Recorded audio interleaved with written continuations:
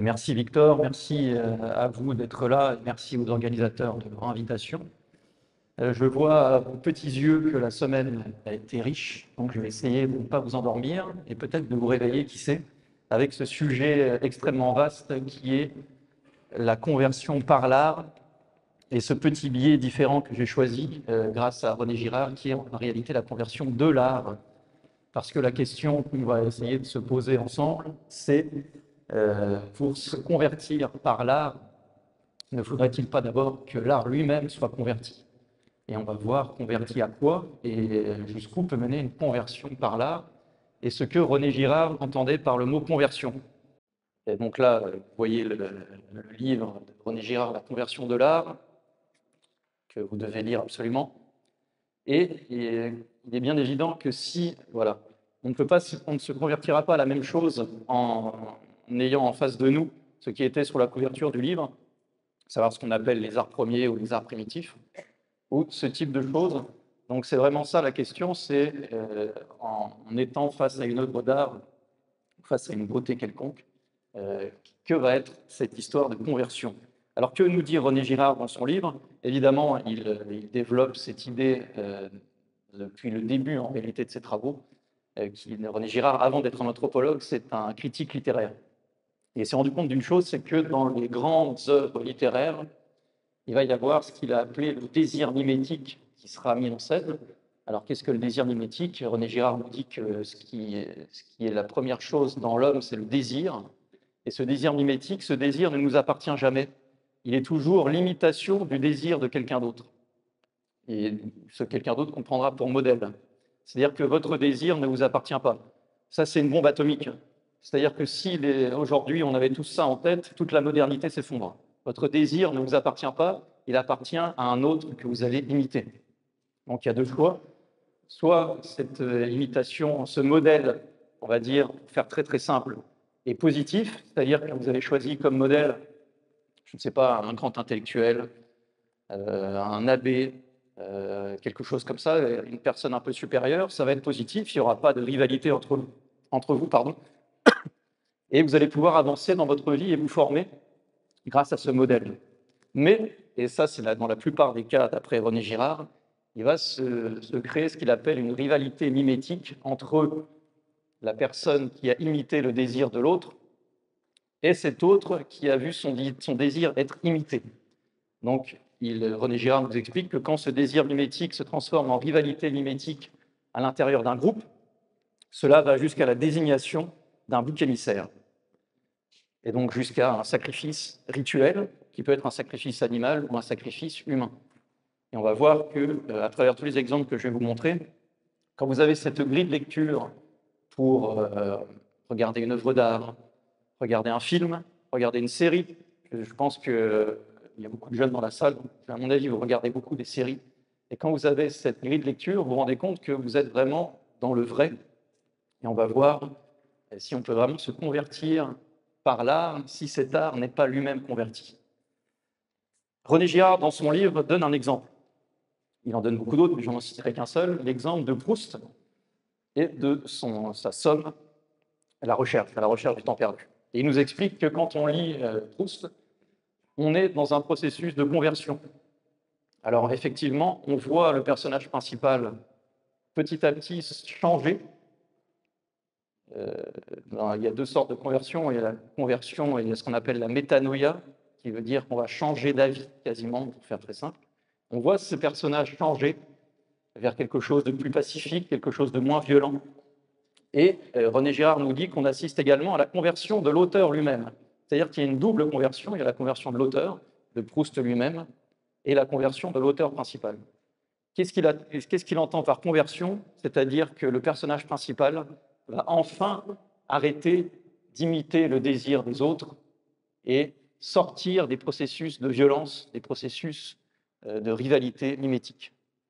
Il faut savoir que Proust, quand il est à la fin de l'écriture de son livre, il s'intéresse énormément au christianisme, chose qui est peu dite quand même, mais malheureusement, il va s'adresser à André Gide, ce n'était pas forcément le meilleur choix, pour en savoir plus sur le christianisme, mais il n'ira jamais au bout lui-même de sa propre conversion religieuse, tandis que son personnage se convertit religieusement mais pas à une religion. C'est ça qui est vraiment important à comprendre.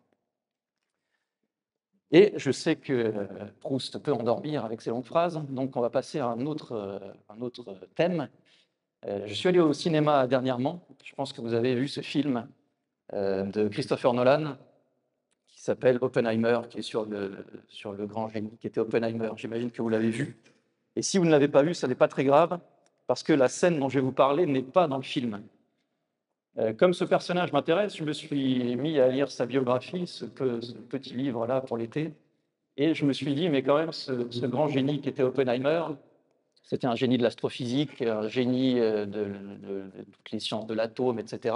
Mais c'était un très très grand lettré. Il savait parler latin, il savait parler grec, il lisait les œuvres Vous m'entendez toujours là? Oui. Il lisait les œuvres dans la langue originelle. Et je découvre dans ce livre que Oppenheimer a eu une jeunesse très très très compliquée. Il avait des énormes problèmes psychiques. Et si vous lisez ce livre, qui est vraiment, pour moi, c'est un chef-d'œuvre, je pense que j'ai mis, Victor, la couverture du livre en troisième, me semble-t-il. Ce livre a reçu le prix Pulitzer. Donc vous pouvez le lire, ça se lit comme un roman, presque comme un polar. Et donc, le petit Robert Oppenheimer a des crises psychiques, psychologiques extrêmement importantes, qui lui font voir énormément de psy, et ses parents ne savent pas comment faire, etc. Et pendant un voyage avec des amis en Corse, il prend à la recherche du temps perdu dans son sac, et il lit ça le soir dans sa tente, ou dans les auberges, on peut imaginer ça, et il va vivre lui-même un processus de conversion grâce à ce livre. C'est un processus de conversion, c'est évidemment religieux, mais ce n'est pas une conversion à une religion. Oppenheimer, de confession juive par ses parents, il ne va pas en changer. Mais on découvre, ça m'a vraiment beaucoup intéressé, que quand il parle de cette lecture de Proust, ça va le calmer. Tout ce qui est violence en lui va petit à petit disparaître, même pas tout à fait, on le voit bien dans le film ça. Mais voici ce qu'il nous dit quelque temps après la lecture de Proust, où il s'est vraiment mis à travailler et à avoir de la discipline. Je pense que c'est ce que vous avez connu pendant une semaine avec Victor. Voilà ce qu'il nous dit. Je crois que par la discipline, nous apprenons à conserver ce qui est essentiel à notre bonheur lorsque les circonstances se font de plus en plus défavorables. Et il nous dit ensuite qu'il est possible de voir le monde sans qu'il soit grossièrement déformé par le désir personnel grâce à cette discipline qu'il a eue, il appelle ça discipline, mais nous on appellera ça une conversion, qu'il a eue par la lecture de Proust. Donc on voit bien qu'il parle du désir personnel, il était en mauvaise relation avec ce désir personnel, qui était imité du désir d'un autre, et qui crée en lui des problèmes psychiques énormes. Donc ça, c'est un premier exemple de conversion qui n'est, j'insiste bien là-dessus, pas une conversion à une religion particulière, mais une conversion religieuse tout de même. Alors, je vais vous donner ensuite des exemples. Je vais vous donner un exemple en anthropologie et des exemples de films et de séries. On commence par l'exemple anthropologique, Victor, avec la prochaine image, qui est un village dans la Turquie actuelle, qui s'appelle Çatalhöyük. S'il y a des turcophones, vous m'excuserez, je pense que ça se prononce Çatalhöyük, qui est un village qui a été découvert il y a une vingtaine d'années par Jan Oder, qui est un très très grand archéologue. Enfin, c'est pas lui qui a découvert d'ailleurs, mais c'est lui qui a été chargé de creuser et de nous montrer toutes ces choses-là, toutes ces découvertes. Et c'est un village qui a révolutionné ce qu'on pensait savoir de l'homme et de la sédentarisation de l'homme. On pensait, ça vient du marxisme, on pensait que l'homme s'était mis à arrêter d'être nomade et à s'installer dans des endroits pour des raisons économiques. C'est-à-dire, on va arrêter de chasser, on va arrêter de perdre notre temps dans les promenades, les chasses, on va élever des animaux, on va se mettre près d'un cours d'eau et on va vivre là tous ensemble. Et on se rend compte que, grâce à ce village, que c'est faux. Ce village donc, date de moins 7500 avant Jésus-Christ. Donc on est vraiment pré-néolithique. Et on se rend compte d'une chose, c'est que, en réalité, ce que vous voyez autour, ce ne sont pas des rivières, ce sont des marécages. Peut-être qu'on voit mieux sur la prochaine, je ne sais plus, Victor, sur la prochaine image. Pas du tout. Ça n'a rien à voir. Donc tu peux revenir en arrière. Donc ce sont des marécages Et il n'y a rien autour, c'est-à-dire qu'il n'y a pas de possibilité de chasser, de trouver à manger, de trouver de la nourriture. Les archéologues aujourd'hui nous disent que le taux de paludisme, par exemple, devait être totalement énorme dans ce village. Et donc la question était un peu sans réponse. Et donc Yann Oder, en 2008, appelle René Girard pour venir sur place et lui demander son avis sur le pourquoi du comment de ce village, qui est très particulier parce que, comme vous voyez, il n'y a pas de rue. Toutes les maisons sont collées les unes aux autres. On rentre par le toit. Et René Girard, en visitant ce village, eh bien, va découvrir des choses intéressantes qui vont lui permettre de proposer une théorie. Donc là, on peut aller à l'autre image, qui n'est pas des marécages, mais une déesse. Donc là, on est déjà dans de l'art. Certains appellent ça l'art primitif. On est déjà dans une forme d'art qui est la représentation de la déesse mère de ce village de Çatalhöyük. C'est une petite statuette, je crois, d'une vingtaine de centimètres. Et donc, ça a beaucoup intéressé les archéologues parce que, évidemment, ces gens qui semblaient s'être installés pour des raisons étranges, puisque ça n'était pas pour des raisons économiques, visiblement avaient quand même des déesses qu'il fallait forcément honorer. Donc, je ne sais plus ce que j'ai mis après, Victor, mais allons voir. Voilà, là, vous avez une coupe de la pièce principale d'une des maisons. Donc, vous voyez, en réalité, je ne vais pas vous faire toute la description des maisons, mais ce qui est intéressant, c'est la partie à droite, qui est ornée de cornes, on va dire de taureaux, ce sont des aurochs, on va appeler ça des taureaux, des cornes de taureaux qui sont sur le lieu, sur la droite. Est-ce que tout le monde voit bien les images, au fond, ouais. Et là, on découvre, en creusant, des ossements animaux et des ossements humains. Je pense qu'on peut continuer. Alors là, c'est une reconstitution numérique. Et vous voyez que la déesse est montrée par un objet d'art au-dessus du taureau. Donc c'est la déesse mère qui est tout en haut.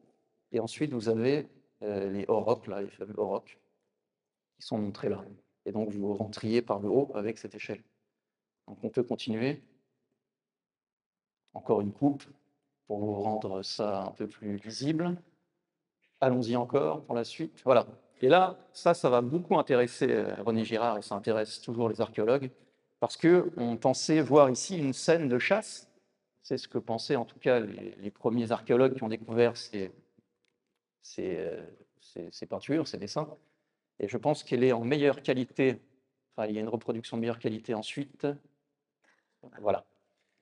Et grâce à René Girard, on s'est rendu compte d'une chose, c'est que ce n'était pas une scène de chasse, mais c'était une scène de rituel sacrificiel, parce que les petits bonshommes qui sont autour ne sont pas du tout en train de chasser, ils sont en train de danser. Ils ont les pagnes, on ne va pas rentrer dans les détails, mais ils ont les attributs de la danse, et ils viennent comme ça attaquer petit à petit cet auroch qui est montré beaucoup plus gros que le reste de la communauté, parce que nous dit René Girard, comme je vous l'ai dit au début, quand ce désir mimétique se transforme en rivalité mimétique, il faut forcément sacrifier un animal ou un être humain pour que la société se refonde et que la société continue à exister. C'est-à-dire que la violence qu'il pourrait y avoir entre tous les individus, du tous contre tous, va se transformer en tous contre un, donc contre cet animal-là, qui est donc ce fameux auroch. Donc tout ça est de l'art et un processus religieux. Je vous laisse vous imaginer à quelle conversion vous pourriez être amené à faire si vous étiez face à ces œuvres. En fait, ce que j'essaie d'expliquer, c'est qu'il ne faut pas être naïf en pensant qu'on se convertit par l'art. Pour se convertir, il faut être accompagné. Et il faut savoir décrypter des œuvres d'art qui pourraient nous emmener vers des choses négatives, et pour les croyants dans la salle, des choses qu'on pourrait appeler sataniques en réalité. Donc la suite, Victor, on va voir ce qui a été mis. Ah voilà, ah, très bien. Ça, c'est aussi quelque chose qui a intéressé René Girard, c'est qu'on voyait beaucoup dans certaines maisons, qui étaient sans doute des maisons des prêtres, des deux léopards qui se font face, sachant que le léopard n'était pas présent aux alentours et que le léopard n'était pas présent à l'intérieur des maisons. Donc la théorie de René Girard, c'est de dire c'est un totem, et il y avait, de manière inconsciente évidemment, mais cette cette préscience, on pourrait dire, de la rivalité mimétique entre ces deux animaux qui se font, ça c'est une reproduction, hein, mais vraiment dans la réalité, ils se font tête contre tête et les deux pattes avant contre les deux pattes avant, ce qui symbolise de manière vraiment totémique cette rivalité qui est au cœur de cette communauté, de cette tribu. Il y avait quand même 3000 personnes, je crois, de ce village, on va dire, qui était de Çatalhöyük. Est-ce que, Victor, j'ai encore d'autres choses sur ce village ou pas? On arrive au film après. Donc, la théorie qui a été montrée par René Girard, c'est laquelle? C'est qu'en réalité, ces gens qui ont construit ce village étaient des prêtres. C'était sans doute l'élite d'un autre peuple qui, sans doute, ne supportait plus la bassesse de ses contemporains et s'est dit, bah, écoutez, nos amis les élites, on va se mettre ailleurs et on va enfin pouvoir pratiquer notre adoration des dieux par la pratique du sacrifice rituel.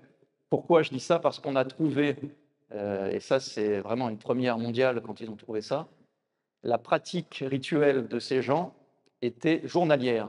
Et plusieurs fois par jour, on sacrifiait des animaux et des êtres humains. On replâtrait même les crânes qui avaient été fracturés par un coup de ce que vous pouvez imaginer. On replâtrait ce crâne pour qu'il soit à nouveau et encore sacrifié. Donc on avait sans doute, peut-être que ce sera démenti à l'avenir, mais je ne pense pas. En tout cas, les archéologues aujourd'hui ne le pensent plus. Sans doute que ces élites avaient comme unique but dans leur existence de sacrifier à leur dieu et à cette fameuse déesse qu'on a vue auparavant. Je vous donne une autre information qui devait sans doute faciliter le sacrifice humain. C'est pas très marrant ce que je vous raconte quand même, mais quand il y avait un nouveau-né dans la tribu, eh bien, il était systématiquement mis dans une autre famille. C'est-à-dire que les parents n'élevaient pas leurs propres enfants.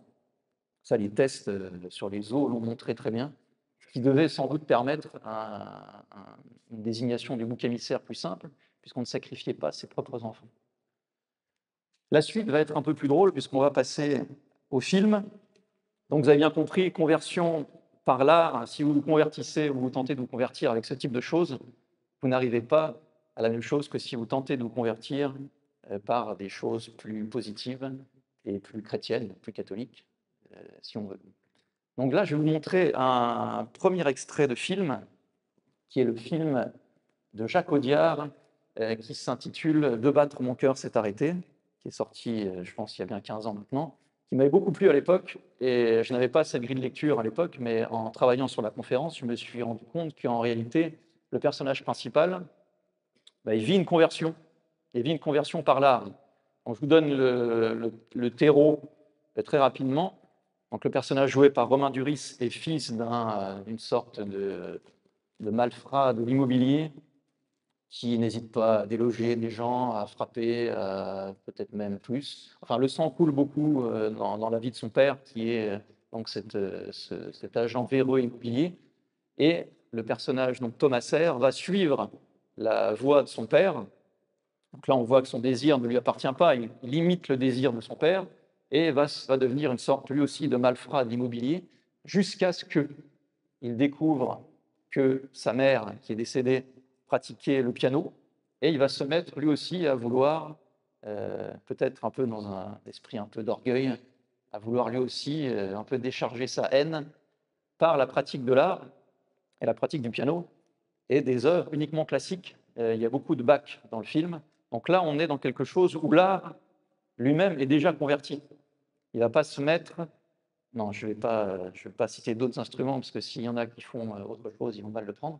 Il ne va pas se mettre à faire un instrument, disons, non noble. Il va se mettre à jouer du piano, à essayer, et à jouer des grandes œuvres.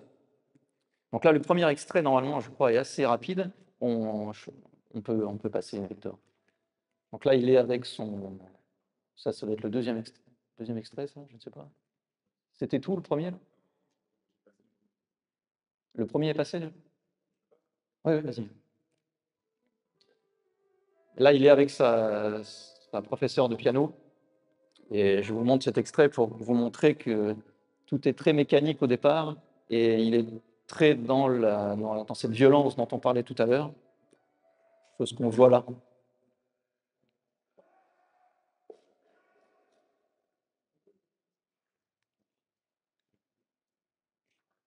Voilà, on peut arrêter là.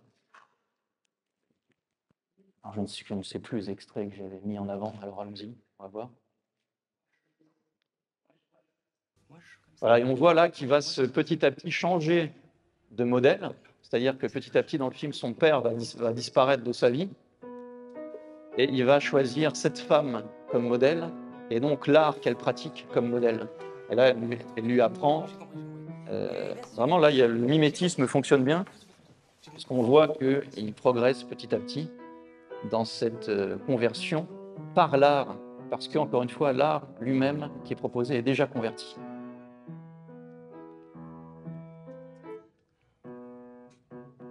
Voilà, donc il y arrive, il est content, nous aussi. Et l'autre extrait que je vais vous montrer, vraiment, si vous avez ces grilles de lecture dont je vous ai parlé tout à l'heure, vous comprendrez les films et les séries de manière différente. Je ne dis pas que vous comprendrez tout avec ces grilles de lecture, mais avec ces grilles de lecture, vous comprendrez la conversion de cet homme et à la dernière scène qui va suivre, parce qu'on peut la passer en même temps, Victor, ça j'explique en même temps. On peut passer... voilà, donc là, son père a été tué par cet homme-là, qu'il va rencontrer par hasard, entre guillemets, dans un ascenseur. Et là, on se dit, mais en fait, la conversion n'a pas fonctionné puisque la violence revient. Et il va avoir la possibilité, finalement, de venger son père. C'est sans doute la scène la plus violente du film, où ils sont dans un endroit très restreint, dans une cage d'escalier, où va se jouer, est-ce qu'il va venger son père jusqu'au bout ou pas. Peut-être, bon, je ne sais plus combien de temps dure cet extrait, mais... Ouais, c'est un peu long. Peut-être qu'on peut aller jusqu'au moment, Victor, où il va sortir un pistolet, notre ami Romain Duris. Voilà. Là, c'est la scène, en fait, où on va savoir si la conversion a fonctionné ou pas. Parce qu'évidemment, s'il sacrifie cet être humain, la conversion n'aura pas fonctionné. Évidemment, ça se termine bien, vous en doutez bien. Il ne va pas le tuer. Je vous ai gâché le film pour ceux qui ne l'ont pas vu, et ce sera le cas encore pour deux ou trois autres choses, hein, vous m'excuserez, mais c'est le jeu de la chose. Donc il ne va pas le tuer, on peut avancer encore un peu, parce que ce film se termine vraiment très bien. Cette scène-là est très importante parce qu'il va aller juste après. Là, on ne sait pas encore où il va en fait, mais là, il se retrouve dans... Voilà, il y a une scène avec l'eau, les mains sont pleines de sang. L'eau, c'est très important dans un processus de conversion. On pense évidemment au baptême, et ça n'arrive pas au début du film, ça arrive à la fin, ça c'est la scène finale. Et on sent voilà, que la haine sort un peu d'une autre manière, et on peut avancer. Voilà, non, bah, très bien, on va laisser comme ça. Et là, on se rend compte en réalité qu'il est dans une salle de spectacle où il va assister au concert de la femme qui lui apprenait à jouer du piano. Là, je pense que vous ne voyez pas bien avec la lumière, mais c'est vraiment une très belle scène. Il y a des jeux de regard qui sont vraiment bien faits. Et vous allez avoir notamment un plan qui arrivera après, qui sera important.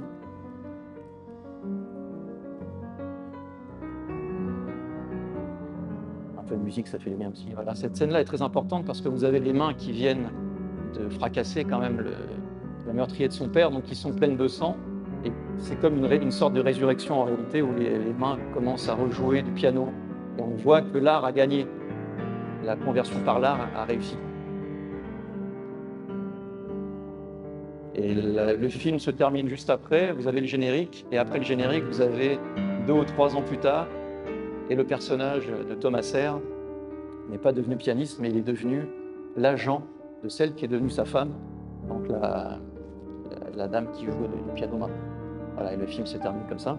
Donc là, on peut voir que la conversion, en tout cas dans le sens qui est donné par René Girard, ce n'est pas une conversion à une religion, c'est une conversion religieuse tout de même, mais c'est une conversion vers la fin de ce désir mimétique malsain et vers une conversion vers la paix, en fait, ce qui est quand même important dans le monde dans lequel on est. L'extrait d'après, je crois que c'est Midsommar. J'espère que vous avez vu ce film parce que je vais vous gâcher la fin sinon vous pouvez sortir et revenir.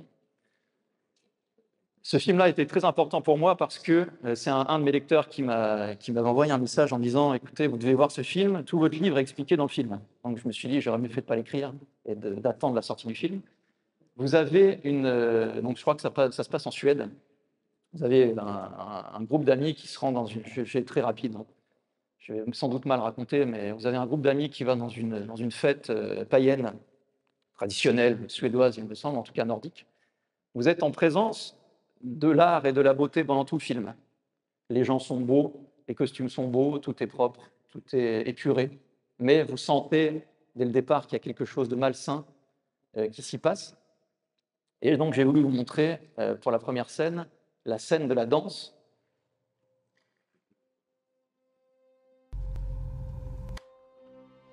Et c'est un film très religieux en réalité. Vous allez vivre une conversion des personnes, de tous les personnages en réalité, une conversion religieuse. Donc là, c'est la jeune qui ne connaît pas encore les pas de danse et qui va petit à petit s'y mettre.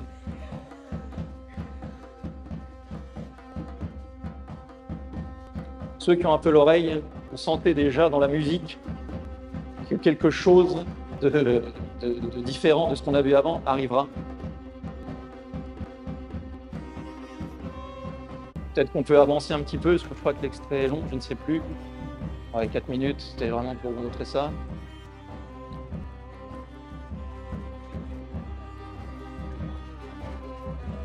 Il y a un côté un peu de piège, si vous voulez, dans une certaine forme d'art, parce que vous pouvez vite être pris dedans. On est tellement dans un monde laid que quand on voit de la beauté, on peut être pris comme dans un puits sans fond. Mais il faut toujours creuser cette histoire. Et là, bon, j'ai jamais mis les traductions, mais vous connaissez le suédois comme moi, donc il n'y a pas de problème.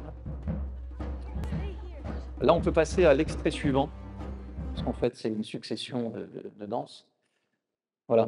Ça, c'est une scène importante dans le film qui m'a fait comprendre le courriel de mon lecteur. On peut mettre la lecture.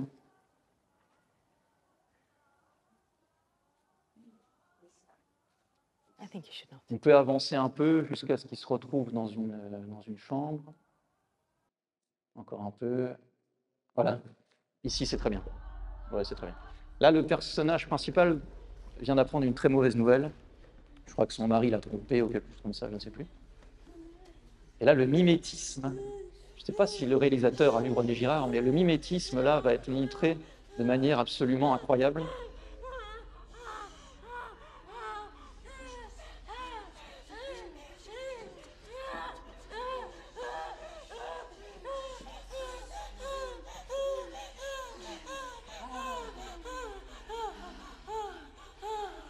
Je ne sais pas si vous entendez ou si vous voyez bien, mais en réalité, tous les personnages vont pleurer comme la femme, de manière très exagérée, c'est très théâtral.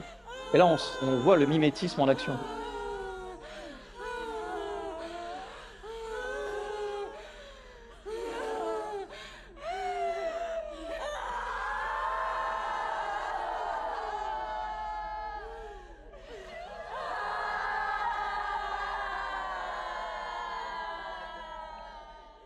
Je pense que vous avez compris l'idée. Et dans l'extrait d'après, qui est la dernière scène du film, ouais, donc c'est l'extrait qui était avant, je vais mal ranger les choses. Voilà, exactement. Là, c'est la dernière scène du film, donc ceux qui n'ont pas vu le film, j'en suis navré. Et vous avez la conclusion d'une conversion par l'art, mais par un art qui n'est pas converti, c'est-à-dire que vous avez la pratique, ni plus ni moins, d'un sacrifice rituel qui était en préparation pendant tout le film, et d'un sacrifice humain, avec, je ne sais pas si vous voyez vraiment, mais alors il y a des gens qui sont dans cette tente, c'est une tente qui a été reconstruite, je crois que c'est une tente en bois, voilà, c'est ça. Vous avez des gens qui sont déjà morts à l'intérieur, mais qui ont été maintenus et sur lesquels on a mis des branches, par exemple, ou des fleurs. Et il y a 3 personnages vivants à l'intérieur qui sont drogués, donc qui ne peuvent pas bouger. Il y en a un qui a revêtu une peau d'ours. L'ours, symboliquement, ça a toujours été l'homme. C'est pour ça qu'il y a beaucoup d'ours dans les contes. C'est l'homme et c'est le côté un peu naturel de l'homme. Et là aussi, le processus mimétique va fonctionner.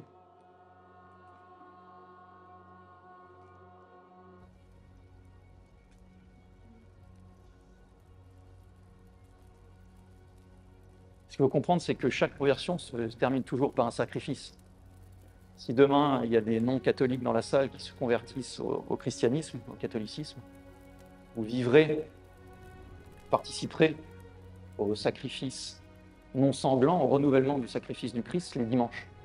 Toute conversion, ça c'est très important, se termine toujours par un sacrifice. Et là, ça se termine par du sacrifice humain.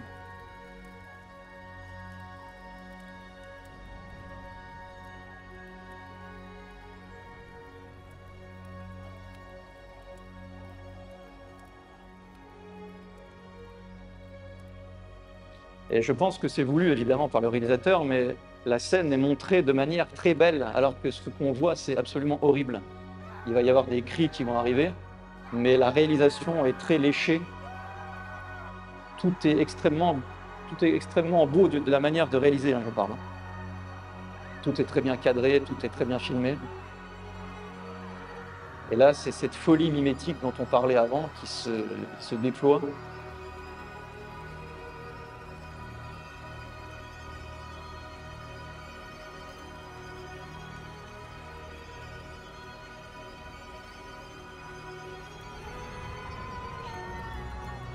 Donc, je vous conseille vraiment ce film, hein. C'est un grand film qui est sorti il y a quelques années. On peut couper, comme ça je ne vous gâche pas la fin. Et qu'est-ce que je vous avais choisi après? Ah oui, en préparant la conférence et en voyant ce film, j'ai pensé à ce livre, évidemment. Et dans ce livre, je ne me souvenais pas, mais René Girard parle de Stravinsky. Et comme ça me permet de vous montrer, on peut mettre lecture, je pense, on peut avancer de beaucoup, peut-être vers le tiers de la vidéo. Quand il y a des scènes de danse, voilà, les scènes de danse là sont très bien, parce que ça ressemble en fait à la danse qu'on a vue avant. Peut-être que le réalisateur s'est inspiré de ça. C'est le Sacre du printemps de Stravinsky, donc de 1913, qui montrait à l'époque devant un public qui n'était pas préparé à voir ça. En premier acte, donc, vous avez des danses très païennes.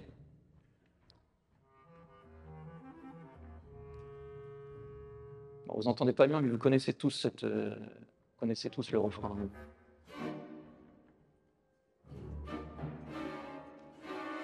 C'est considéré comme une révolution dans l'art de la scène.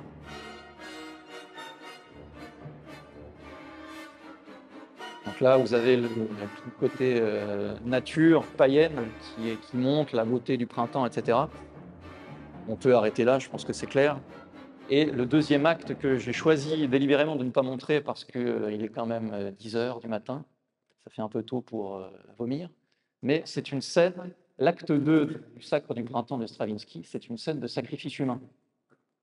Aujourd'hui, c'est expliqué comme étant une scène de fatigue, c'est-à-dire que vous avez un personnage qui danse, et on vous dit mais non, pas du tout, c'est une scène de fatigue morale, psychique, ou ce que vous voulez. Donc c'est symbolique, mais quand on regarde le titre de l'acte numéro 2, ça s'appelle quand même le sacrifice. Et je vous inviterai, même sur vos téléphones, vous regarderez si vous réussissez à le trouver. Pour moi, c'était assez clair que c'était un sacrifice. Donc là, vous avez encore un exemple dans une autre forme artistique d'une sorte de conversion par l'art, mais dans quelque chose de très dangereux. Ensuite,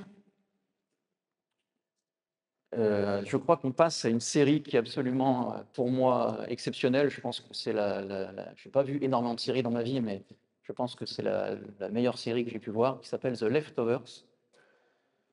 Et donc, cette série est réalisée par celui qui avait créé la série Lost. Je ne sais pas si vous êtes peut-être un peu jeune pour connaître cette série, la série Lost, qui était en réalité une série basée sur un livre.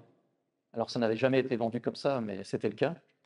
Est-ce qu'on peut mettre pause 2 secondes, Victor? Merci. C'était un livre une série, pardon, qui était basée sur un livre de René Guénon qui s'appelle Le Roi du Monde. Et en réalité, vous ne viviez pas, enfin, vous ne regardiez pas réellement l'histoire de gens qui s'étaient crashés dans un avion et qui essayaient de survivre. Vous viviez une initiation religieuse. Quand vous avez cette grille de lecture-là, c'est très clair, d'un personnage qui s'appelle John Locke dans le film, dans la série. Mais là, je vous parle de la deuxième série qui a été créée par il n'est pas vraiment réalisateur, il est producteur, on va dire.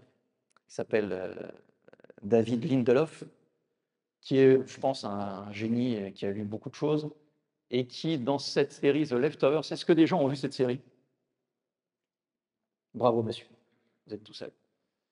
Vous allez suivre également une initiation et vous allez suivre une conversion. Et une conversion par les symboles, par l'art, par beaucoup de choses. Et là, vous êtes dans une scène, j'ai choisi 3 extraits, il y a 3 saisons, un extrait oui, je crois un extrait par saison. Et là, le personnage principal vient de tuer quelqu'un parce que, on va dire qu'il n'avait pas le choix, et il appelle son beau-frère de mémoire, qui est pasteur, pour l'aider à trouver une solution, et il décide d'enterrer le corps. Et la scène que je vais vous montrer, c'est une scène où, là, on peut mettre lecture.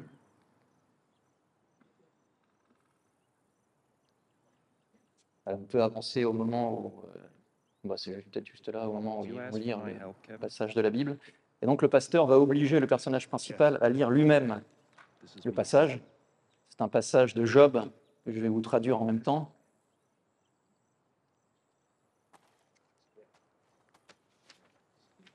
Je vais vous le faire avant parce qu'il va plus vite que moi, je pense.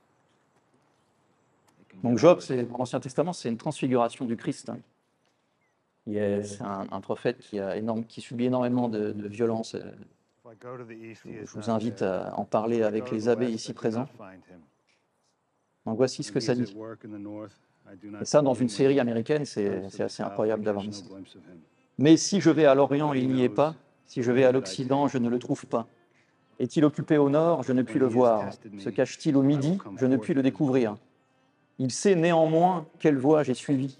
Et s'il m'éprouvait, je sortirais pur comme l'or. Mon pied s'est attaché à ses pas. J'ai gardé sa voie et je ne m'en suis point détourné. Je n'ai pas abandonné les commandements de ses lèvres. J'ai fait plier ma volonté aux paroles de sa bouche. Mais sa résolution est arrêtée. Qui s'y opposera? Ce que son âme désire, il l'exécute. Il accomplira donc ses desseins à mon égard, et il en concevra bien d'autres encore. Voilà pourquoi sa présence m'épouvante. Quand j'y pense, j'ai peur de lui.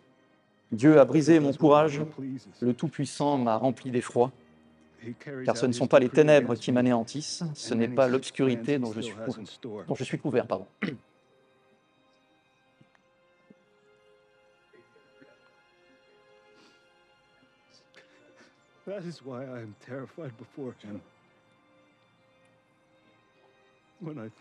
Donc l'histoire de cette série, parce que je ne vous ai même pas raconté, la première scène, vous êtes dans une petite ville aux États-Unis, et tout d'un coup, 1% de la population mondiale disparaît. Quand je dis d'un seul coup, c'est vraiment absolument d'un seul coup. C'est comme si là, 1% des gens qui se trouvent là disparaissent tout d'un coup. Et donc, il va y avoir une quête vraiment religieuse de savoir est-ce que ce sont les fameux élus dont on parle dans la Bible? Est-ce qu'ils sont dans un autre univers? Est-ce qu'ils sont morts? Est-ce que ceci? Est-ce que cela? Et lui a perdu beaucoup. Je ne vous raconte pas trop la série non plus, mais lui a beaucoup perdu. Et sa femme, notamment, la femme qu'il aura plus tard, a également beaucoup perdu. C'est ce qu'on verra dans les prochains extraits. Donc le réalisateur joue franc jeu avec nous, il nous fait bien comprendre tout de suite que c'est une série religieuse, mais vraiment tout de suite par des symboles. J'aurais pu vous montrer des dizaines et des dizaines d'extraits qui montrent et qui prouvent ça. Mais la question, c'est est-ce que les symboles que nous montre cet homme, est-ce qu'ils sont positifs ou est-ce qu'ils sont négatifs? Et là, je propose l'extrait suivant. Alors, je vous raconte déjà la scène qui se trouve avant cet extrait, qui est une scène très importante. En fait, on est dans le dernier épisode de la série. Il s'est passé beaucoup de choses qu'on n'a pas le temps de raconter. Mais il y a une scène de mariage juste avant cette scène-là. Je ne sais pas si ces choses-là existent vraiment, mais tous les participants au mariage, alors il y a un bouc qui est dans le mariage, un animal, un vrai animal, en vie, et tous les participants ont des chaînes, des très longues chaînes colorées autour d'eux, et ils vont mettre, symbolise leur péché évidemment, ça n'est jamais raconté comme ça, mais c'est ça qu'il faut comprendre, ils vont mettre leur péché sur le bouc, tous les participants du mariage, et ils vont chasser le bouc, comme on voit dans la Bible. Là, ce personnage-là va donc faire une chute de vélo. Donc c'est le dernier épisode. Et je vous laisse voir la suite. Je ne sais pas si vous voyez vraiment. Mais comme je vous ai endormi, vous ne me répondrez pas. Mais...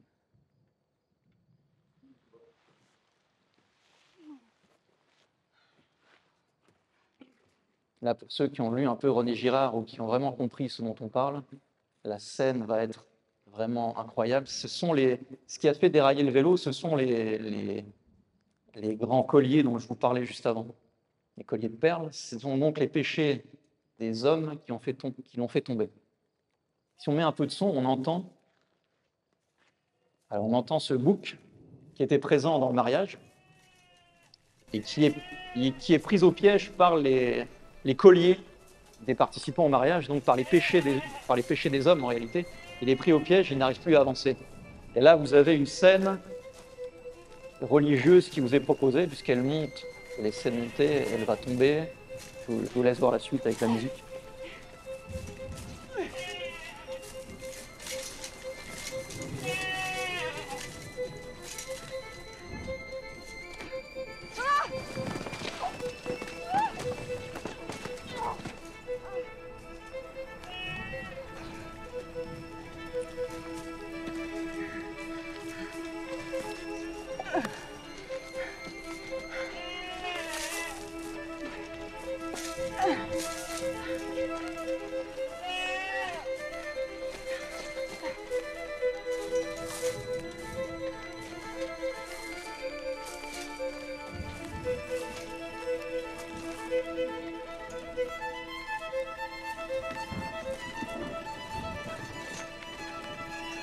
Donc là, elle pourrait simplement libérer l'animal, tout simplement, mais ce n'est pas ce qu'elle va faire, pas que en tout cas.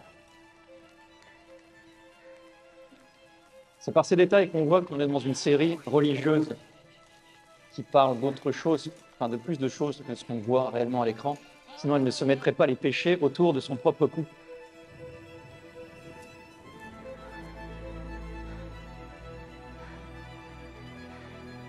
Et elle ramène le bouc, qui est le bouc émissaire, hein, elle le ramène chez elle. Donc elle vit dans une petite ferme à l'écart pour différentes raisons, à l'écart du monde.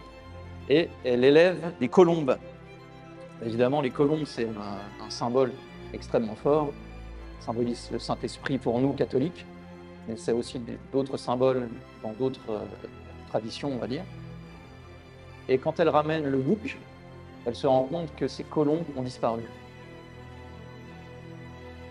Et on ne saura jamais pourquoi dans la série, sauf si on a cette grille de lecture. On lui a simplement demandé si il avait faim, et il a dû faire « ben oui », à mon avis, et il lui a donné à manger. Voilà donc le deuxième extrait. Donc on voit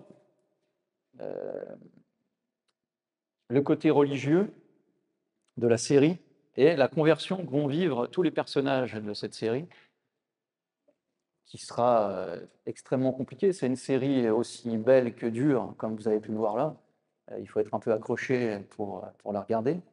Et je ne sais pas si vous pensez la même chose que moi, mais j'ai toujours l'impression que les séries se terminent de manière décevante. C'est-à-dire que moi, je pense à la série Lost, par exemple, ça se termine, bon, c'est pas très très bien fait. Et les amateurs de séries en général me disent que oui, les séries se terminent toujours mal. Et cette série-là, je trouve, se termine de la manière la plus parfaite et correspond vraiment à notre idée du thème du jour, qui est la conversion. Et je vais arrêter là parce que mon temps s'arrête, qui est la conversion par l'art. Et nous, on parlait vraiment de la conversion de l'art. Et si on devait conclure, j'aimerais bien vous laisser profiter de la scène finale, sans en parler dessus, parce que vous aurez les clés pour voir la fin de la violence, la fin de la haine, la fin du désir mimétique. Vous aurez les yeux pour voir le bouc, que va faire le bouc. Vous aurez les yeux pour voir les colombes par vous-même.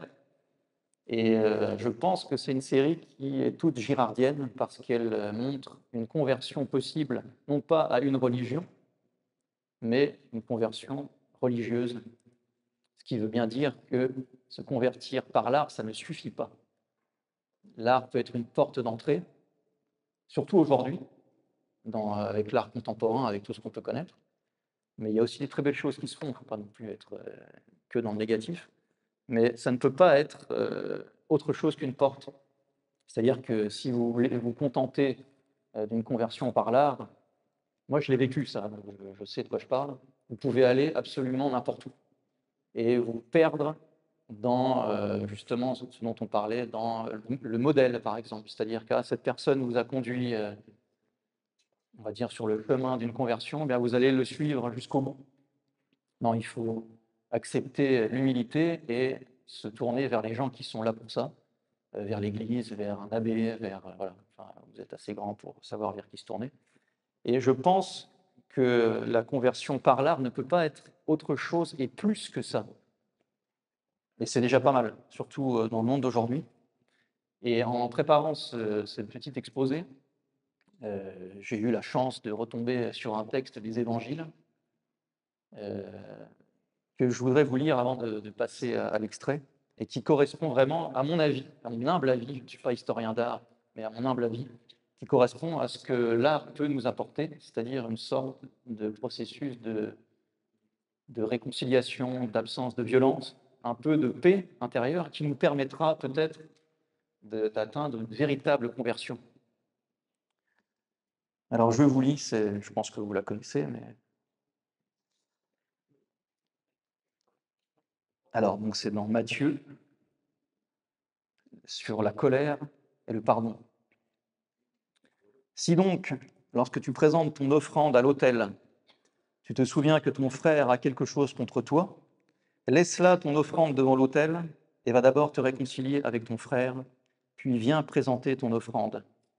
Accorde-toi au plus tôt avec ton adversaire pendant que tu es en chemin avec lui, de peur qu'il ne te livre au juge et que le juge ne te livre au garde et que tu ne sois jeté en prison. En vérité, je te le dis, tu n'en sortiras pas que tu n'aies payé jusqu'au dernier sou. À mon avis, l'art peut nous aider dans ce processus-là, qui est, encore une fois, un processus religieux. Et je vous laisse en compagnie de nos deux personnages principaux qui, il faut bien imaginer, ils se retrouvent peut-être après 30 ans de vie, ils se sont perdus, l'homme la cherche depuis 20 ans, et ils se retrouvent pour cette dernière scène. C'est en anglais, mais vous êtes bilingue.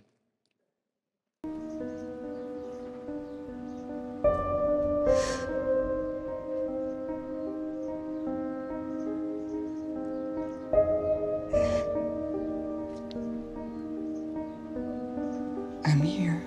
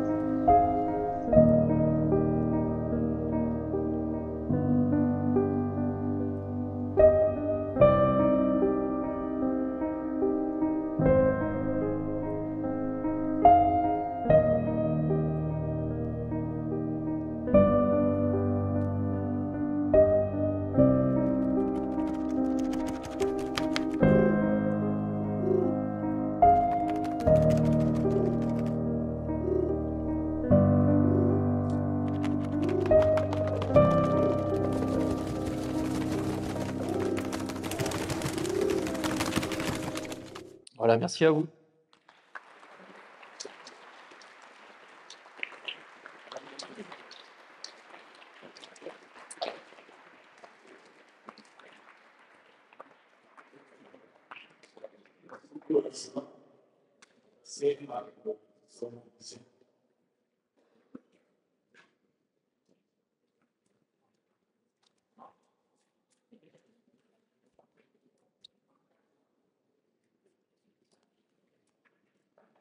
Si pas dans cette conférence, c'est l'exemple que vous avez montré.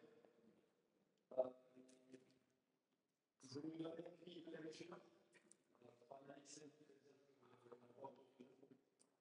c'est le travail essentiel aux gens qui ne pas catholiques,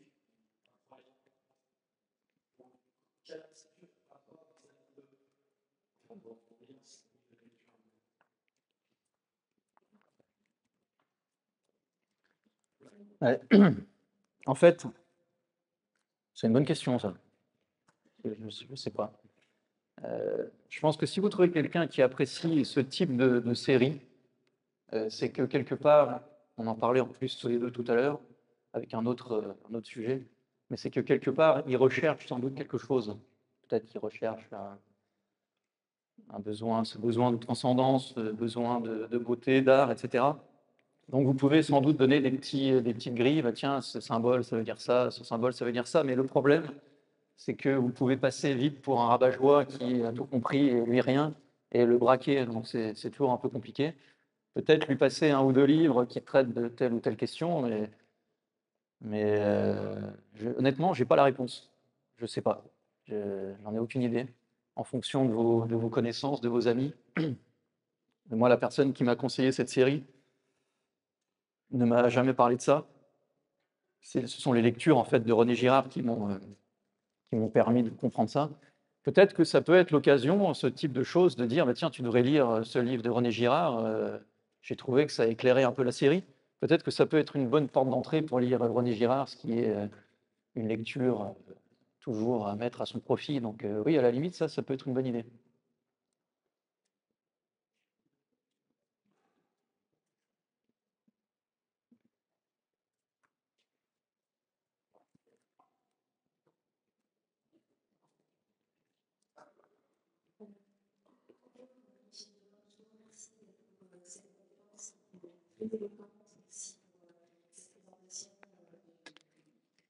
De la théorie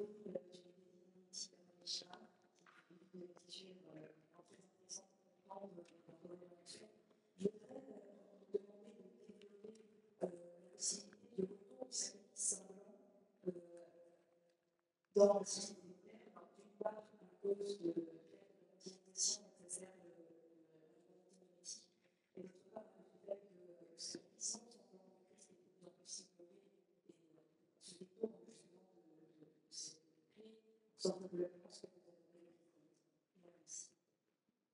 avez Merci beaucoup. Alors ça, on en parlera tout à l'heure dans mon atelier sur le mimétisme, tout à l'heure, 14h, je crois. Mais on peut introduire ça.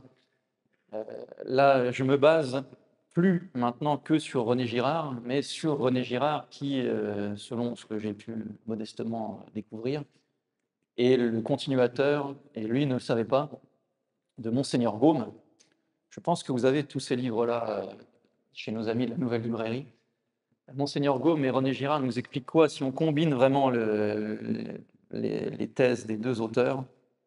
Ils nous disent quoi en substance? C'est que, pour faire très simple, moins il y a la pratique du sacrifice, du renouvellement du sacrifice du Christ de manière non sanglante, moins il y a cette pratique, et plus il y a la pratique possible du sacrifice sanglant. Alors ça peut être du sacrifice animal ou du sacrifice humain, mais ces deux auteurs nous expliquent bien que plus le mal est profond et plus la pureté et la rareté de l'animal ou de la personne sacrifiée doit être importante. Donc on arrivera en bout de course, c'est malheureux, mais on arrivera en bout de course de manière logique au retour du sacrifice humain. Moi, je dis ça depuis 2017, je crois, où les gens, au départ, se moquaient un peu en disant « mais tout ça est bien farfelu ». Mais j'ai senti un changement de rictus au moment de ce qui arrivait à la pauvre Lola, en fait. Où, quand moi j'ai vu ça, bon, j'étais dans ma grille de lecture, donc à un moment donné, on ne voit plus les sujets sur lesquels on travaille. Donc je me suis dit, bon, calmons-nous 5 minutes. Mais ça m'a rappelé mes premières recherches qui ont donné mon livre Ce sang qui nous lie, et qui ont donné aussi La fin du sacré, édité par Victor, et qui m'avait fait découvrir la pratique des sacrifices humains, les sacrifices zouris, qui sont des sacrifices humains qui sont toujours pratiqués aujourd'hui au Maghreb. Et il y a des conditions pour ce sacrifice-là. Il faut que la personne sacrifiée soit blanche. En général, c'est une jeune fille, blonde aux yeux bleus. Et la personne sacrifiante, c'est forcément un maghrébin ou une maghrébine. Je suis désolé de dire ça, mais c'est la pure réalité. Hein. C'est pas moi qui ai inventé cette pratique sacrificielle. Donc quand j'ai vu la photo, les deux photos mises une en face de l'autre, et puis cette chose bizarre qu'on n'avait jamais vue dans ce qu'on appelle les faits divers. Je me suis dit, le jour même, en allant à la librairie, j'ai dit à mes collègues, ça ressemble quand même beaucoup au sacrifice Zouri, mais il me manquait un élément, c'est que ce sacrifice Zouri, en général, il est pratiqué pour avoir des richesses. Alors c'est des richesses symboliques, mais ça peut être des richesses aussi tout à fait matérielles.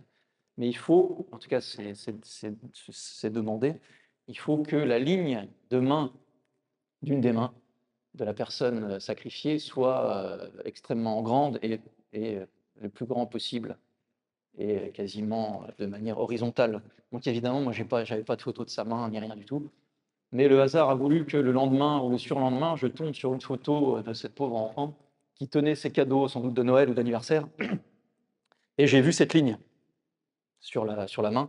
Donc mon avis est fait, pour moi c'est une pratique de sacrifice humain, et j'ai vu avec toutes les réserves qu'on peut émettre sur le travail du journaliste Karl Zéro, je pense que vous connaissez tous.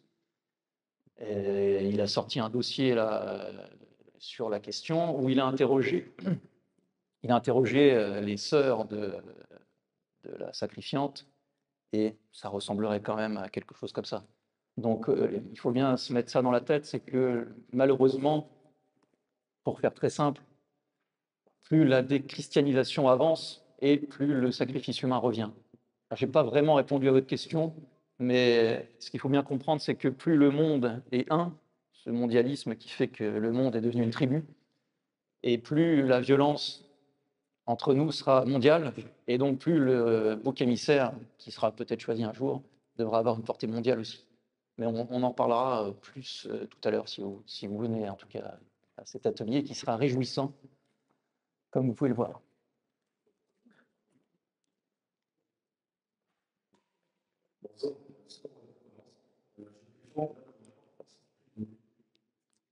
Je suis désolé, je ne comprends pas ce que vous dites avec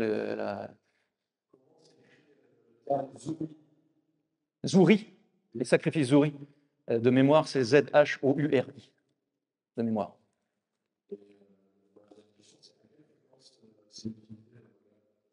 Aujourd'hui, je ne sais pas, mais comme je l'ai dit, c'est un sacrifice de demande. Il y a plusieurs formes de sacrifices. Il y a des sacrifices de pardon, il y a des sacrifices d'offrande. Là, c'est un sacrifice de demande. C'est-à-dire que vous demandez une richesse aux divinités auxquelles vous croyez et qui vont vous donner en retour des richesses. Et tout ça est très documenté. En réalité, il y a des textes qui montrent que telle personne, après avoir sacrifié cette chose-là, a trouvé par hasard une caisse en or dans son jardin. Tout ça, il y a des témoignages là-dessus. Alors, évidemment, c'est sans doute faux, mais les témoignages sont référencés, je veux dire, de manière claire. Et je ne voulais pas le dire maintenant, parce que c'est filmé, mais je vais le dire quand même, après tout. Pourquoi est-ce qu'on ne nous a jamais parlé de la possibilité que ce soit un sacrifice humain? Parce que si c'est reconnu officiellement et qu'au journal, au JT de 20h de TF1 ou de France 2, on vous dit la pauvre Lola a subi un sacrifice rituel humain qui vient du Maghreb, ça veut dire que ce sacrifice, la première cause, c'est du racisme. Parce que la personne est blanche qu'on la sacrifie. Donc là, tout le système immigration, etc., tombe à volo parce que les gens vont se dire, mais attends, il y en a des centaines de milliers qui viennent chez nous et ils nous sacrifient chez eux. Donc ça peut partir rapidement en problème. Donc je pense que c'est la raison pour laquelle on a très peu parlé. Il y a quand même quelqu'un qui en a parlé, qui a émis l'hypothèse. C'est cet ancien député dont je n'ai pas le nom en tête, qui est souvent chez Pascal Praud les matins, je n'ai plus son nom en tête, et qui était lui spécialisé il avait des commissions d'enquête parlementaires sur la violence sur les enfants. Et lui avait dit sur le plateau de CNews que ça ressemblait quand même à des choses qu'il avait déjà vues. Et je crois même qu'il a dit chez Hanouna que c'était peut-être un sacrifice Zouri. Donc ça a un peu infusé quand même, mais tant qu'il n'y a pas le tampon officiel, ça ne prend pas non plus totalement. Merci à vous.